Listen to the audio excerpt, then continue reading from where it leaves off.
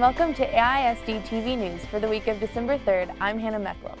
Bowie High School held their annual Bowie Gives Back community service event. The students in the community neighborhood groups gather and walk the surrounding neighborhoods picking up trash. Over 380 volunteers showed up, a record attendance. Assistant Principal Dr. Keith Johnson said, "We have students of outstanding character who continually demonstrate good citizenship." Also, we would like to congratulate the Bowie Belles, Captain J.D. Gray and Junior Lieutenant Nariah Trigg.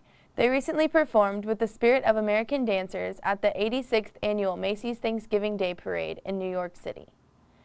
Fifth graders in Karen Harkey's science class recently had a chance to build Rube Goldberg machine, which is an over-engineered contraption to perform a simple task. This was part of an enrichment activity from a recent unit they studied.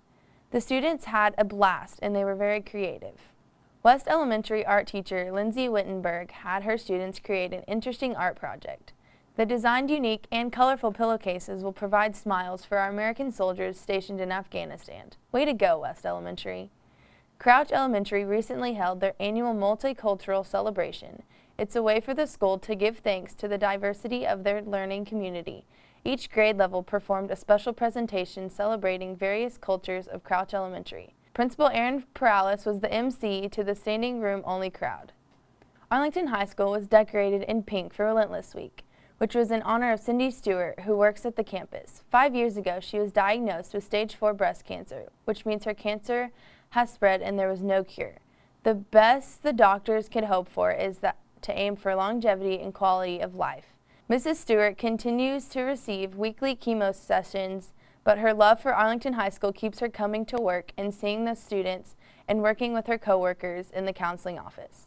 Throughout Relentless Week, AHS organizations held several fundraisers as a way to show appreciation and gratitude to Mrs. Stewart for being such a strong, inspiring woman.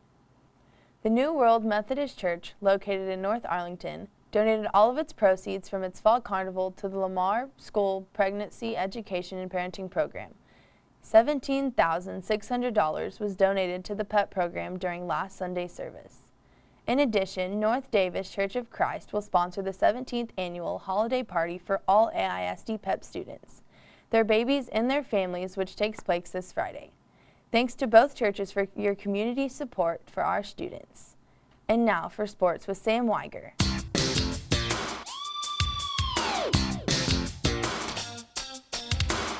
Sadly, I have to report that last Saturday was the end of the football season for the Arlington Colts and Bowie Volunteers. Arlington couldn't stop Cedar Hill, who won 49-14 at Vernon Newsom Field in Mansfield. Over at Pennington Field, DeSoto put up the first points with a field goal by Francisco Obregon from 23 yards out. On DeSoto's next possession, the Eagles put up another 7 with Dontre Wilson rushing from 6 yards out.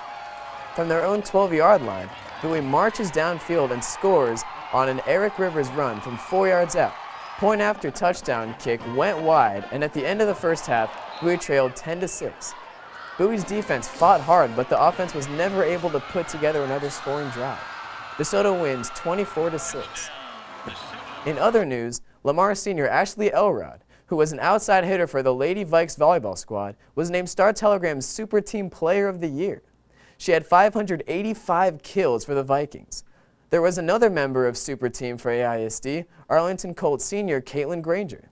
She was another dominating hitter in this district, and Granger was a standout not only on offense, but in getting players around her involved. Congratulations to two outstanding volleyball players. Now let's talk basketball.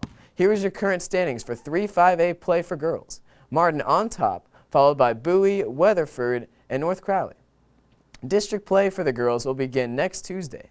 In 4A, the Seguin Lady Cougars' first district opponents next week will be Mansfield Lake Ridge and Red Oak. On the boys' side, still in 4A, Seguin leads the standings, followed by Mansfield Legacy, Red Oak, and Mansfield Summit.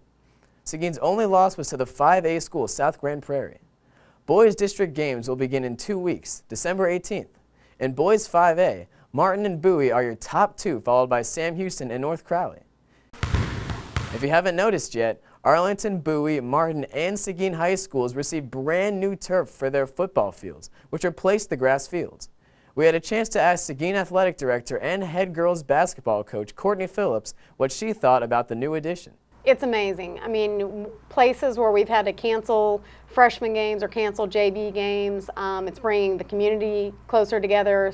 Tuesday nights we have 7th grade games up on our campus, so the coaches are able to just stay on our campus and go watch the 7th graders play, which normally they'd be playing at Owsley or Ferguson.